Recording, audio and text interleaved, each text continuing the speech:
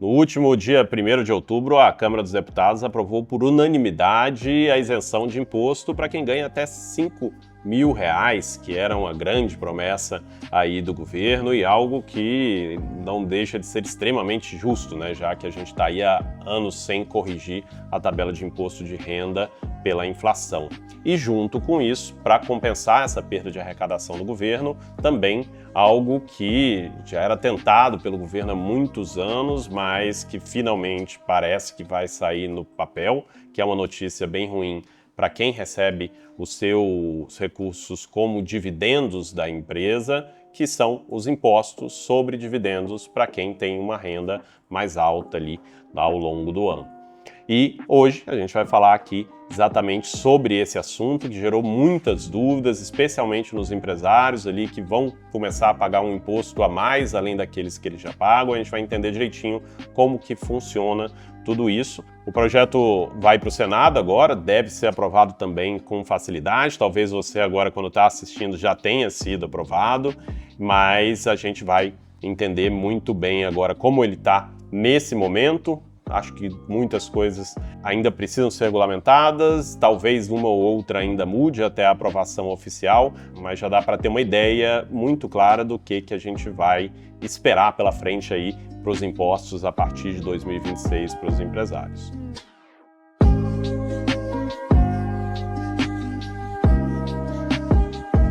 Olá, bem-vindos mais uma vez ao canal da Rio Claro. Meu nome é Pedro Jobim, sou planejador financeiro, sócio aqui da Rio Claro Investimentos, e hoje a gente vai responder as principais dúvidas aí que acontecem com essa mudança ali que vai acontecer a partir de 2026, muito grande em basicamente tudo, tanto para os empresários que têm uma renda mais alta, que vão começar a pagar impostos sobre dividendos, quanto também sobre os investimentos e a forma que a gente vai investir, porque isso de fato vai influenciar. A partir de janeiro de 2026, tudo muda. Primeiro vamos falar sobre o que muda para quem é CLT, para quem tem renda tributável e ganha até R$ 5.000 por mês. Essas pessoas que antes pagavam imposto de renda passam a ser isentas de imposto. Então, antes elas pagavam R$ 312,89 de imposto de renda. Essas pessoas ali, que vão ser milhões de pessoas que vão ser beneficiadas com esse valor, vão passar a pagar imposto zero a partir ali de 2026, ou seja, vão ter esse efeito tanto nos salários que vão receber em 2026, quanto no imposto de renda que eles vão declarar em relação a 2026 e em 2027. De 5.000 até 7.350, essas pessoas que têm um salário nessa faixa vão passar a pagar menos, mas ainda vão ter imposto, vai ter uma redução gradual, né? Para não ser aquele problema que quem ganha 5.001 vai ganhar menos do que quem ganha 5.000, né? Que seria, para evitar isso, você tem uma redução gradual, mas em vez de corrigir a tabela inteira de imposto de renda como seria o normal, né? Você ter ali as faixas como é hoje, eles fizeram esse benefício até só para quem ganha até 7.350. Então, quem ganha mais 7.350 hoje vai continuar pagando o mesmo imposto que pagava antes. Então, até aqui, tudo tranquilo, né? Apenas um benefício ali para milhões de pessoas que têm um salário até ali, mas para compensar isso, o governo tem que tirar o dinheiro de algum lugar e o objetivo deles, se funcionar, a gente sabe que quando isso acontece, especialmente quando você está tratando de impostos sobre pessoas que têm um valor, um capital maior, existem formas de fazer a elisão, né? Não a evasão fiscal. Então, vamos ver ainda como que vai ser, se realmente essas pessoas vão ter alguma estratégia para conseguir pagar ou vão pagar mesmo esses valores. Mas quem ganha a partir de R$ 50.000, né, ou quem distribui da sua empresa a partir de R$ 50.000 por mês ou R$ 600.000 por ano, vai começar a pagar um imposto sobre dividendos. Esse imposto, pelo que está colocado na lei, deve ser retido na fonte pelas empresas que distribuem esse dividendo. Então aí já vem a primeira pergunta, né? Como que vai ser o pagamento desse imposto? Você tem uma empresa, se você recebe, tira em um mesmo mês R$ 50.000 ou mais, a sua empresa vai ter que reter ali R$ 5.000 para pagar o imposto de renda sobre os dividendos que você recebeu.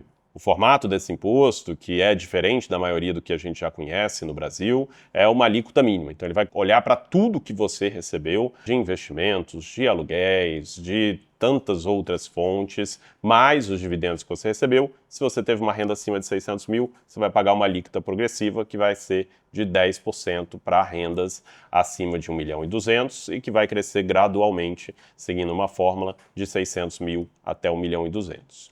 Primeira pergunta é como que esse imposto vai ser descontado. Bom, se você distribui mais de 50 mil reais por mês para um mesmo sócio de uma empresa naquele mês, a empresa é responsável por reter 10% daquele valor. Então, se antes você tirava 50 mil reais, agora você vai tirar 45, o governo vai ficar com 5%.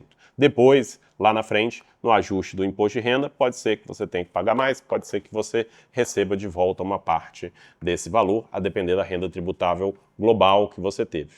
O objetivo ali, para quem ganha mais de 1 milhão e 200, é que o governo fique com pelo menos 10% da sua renda total global vindo de todos os seus investimentos e os seus dividendos. Entendido isso, primeira coisa que os empresários vão perguntar e tem que ter de estratégia já pensando nesse ano é: vamos zerar o caixa da empresa, vamos distribuir o máximo possível de dividendos em 2025 para poder não pagar imposto. Isso não precisa ser corrido assim, provavelmente os deputados já pensaram nisso na hora de montar a lei. Está claro aqui no artigo que a distribuição tenha sido aprovada até 31 de dezembro de 2025. Então, caso você, dentro da sua empresa, aprove a distribuição de lucros e dividendos, de lucros, claro, que você já tem acumulado na empresa, você pode distribuir isso com calma ao longo de 2026, ao longo até o final de 2027, para poder, sem pagar os impostos, desde que sejam aqueles lucros que você obteve até o final de 2025. Então, provavelmente, boa parte dos empresários vai já querer fazer isso, ou pelo menos já deixar aprovada essa distribuição de dividendos para poder não pagar imposto, pelo menos sobre aquilo que ele lucrou até o final de 2025.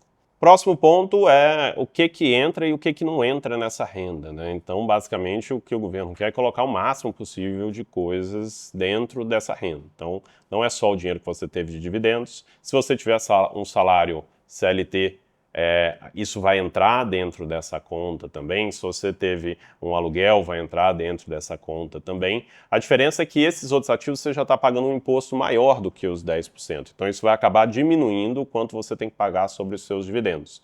Vamos dizer, por exemplo, que você ganhou R$1 milhão de dividendos e R$1 milhão de salário CLT.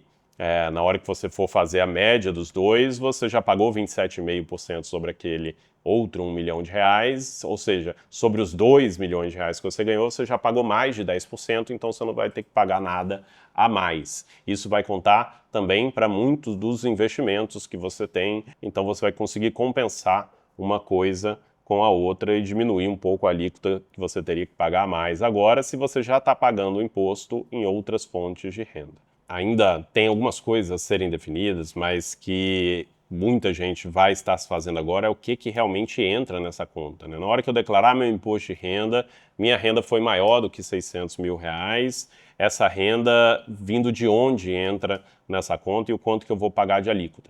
Bom, tem algumas coisas que ficaram excluídas dessa renda de forma justa, principalmente aqueles investimentos que são isentos de imposto de renda.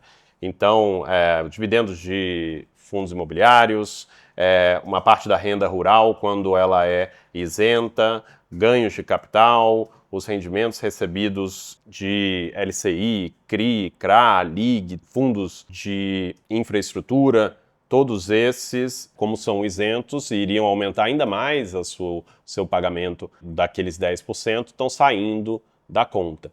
E outros vão provavelmente acabar te ajudando, como por exemplo aqueles investimentos que você já paga um imposto maior ali, 15%, talvez aumente também na outra lei, por cento, como a venda de ações, venda de imóveis, outros pontos. Isso tudo ainda deve ficar mais claro nos próximos meses, mas a gente vai entender muito bem. Isso muda bastante a estratégia do investidor. Aqueles investimentos que eu colocar na carteira e como eu movimentar eles ao longo do ano, provavelmente vai influenciar muito o quanto eu vou pagar de imposto e, especialmente, se eu tenho uma renda mais alta ali, acima de R$600 mil ao longo do ano. Como a gente falou, o imposto não vai ser de 10% para todo mundo que tem acima de R$600 mil, então essa alíquota vai ser progressiva, embora ela seja retida na fonte para todo mundo que distribui pelo menos R$50 mil no mês. Quem ganha entre 600 e 1.200.000 vai ter uma alíquota que vai crescer linearmente de 0 até 10%. Isso vai ser ajustado no imposto de renda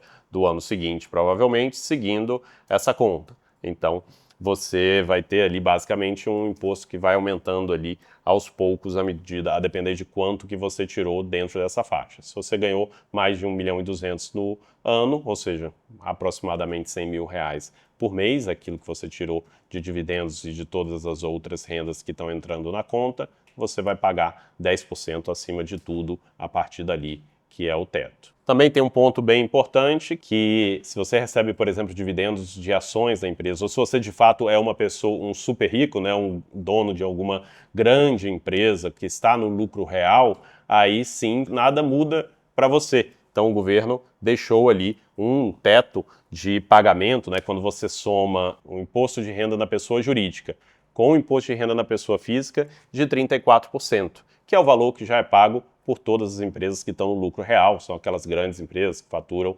acima de 50, 60, 70 milhões no ano, né, que lucram mais do que isso, elas vão ter, já pagam um imposto muito alto, de fato, no Brasil, elas vão ter um abatimento. Então, qualquer imposto somando que você tenha acima de 34% do lucro da sua PJ, não vai ser pago na pessoa física. Não quer dizer que se você paga 40%, 50% na PJ, o governo vai te devolver essa diferença, mas na pessoa física você não vai pagar. Então, por exemplo, se você paga 30% na PJ no lucro real, acho que não tem nenhuma empresa que paga isso, né? A maioria já acaba pagando ali o teto, você pagaria só 4% na pessoa física. Se você paga 34%, você vai pagar 0%, se você paga 40%, você vai pagar 0% também. Então, entra aí até um ponto, né, da discussão, quem realmente ganha muito dinheiro, os grandes empresários que têm empresas muito grandes, para eles também nada muda com essa lei. Ela vai pegar ali o pequeno, o médio empresário que já tem lucro, que consegue distribuir dividendos, vai começar a pagar um imposto que ele não pagava. Quem está no simples, quem está no lucro presumido, esses sim vão ter todos que pagar. Mas isso também beneficia quem é investidor de ações. Então, se você tem ações, recebe dividendos, estava preocupado que ia começar a pagar 10% sobre os dividendos, também não, porque todas as empresas que são listadas na Bolsa estão no lucro real, pagam mais de 34% de imposto na PJ, então, para quem recebe esses dividendos, sendo um grande empresário ou sendo um acionista na Bolsa de Valores, também não vai pagar esse imposto, inclusive talvez ele te ajude a pagar menos imposto nos seus dividendos, porque vai entrar ali na conta o imposto que já foi pago pela empresa.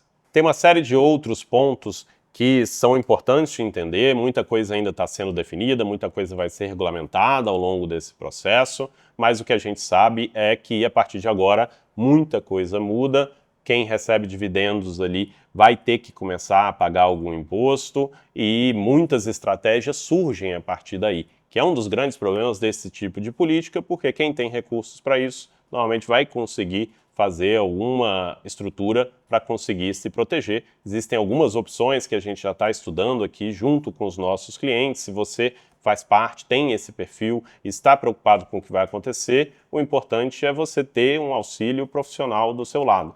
Alguém que consiga te orientar, de fato, quais são as melhores decisões, o que você deve fazer até o final desse ano de 2025 para se proteger, para poder economizar em impostos e também, a partir de então, para ter a melhor estrutura possível, ficar seguro e dormir tranquilo, aconteça o que acontecer no mundo dos investimentos, aconteça o que acontecer nas leis, nas mudanças que estão cada vez mais frequentes aqui no Brasil, para saber que você vai manter o seu patrimônio e continuar construindo ele da melhor forma possível. Para isso existe a Rio Claro Investimentos. Nós somos uma gestora 100% independente de investimentos, estamos aqui trabalhando apenas para os nossos clientes, sem nenhuma amarra com nenhuma instituição financeira. A gente tem um modelo extremamente transparente de remuneração, você sabe exatamente o que você está pagando para a gente, para ter alguém que te orienta não só como ter a melhor estrutura possível dentro do mercado financeiro e garante que você tem uma gestão profissional dos seus investimentos, mas também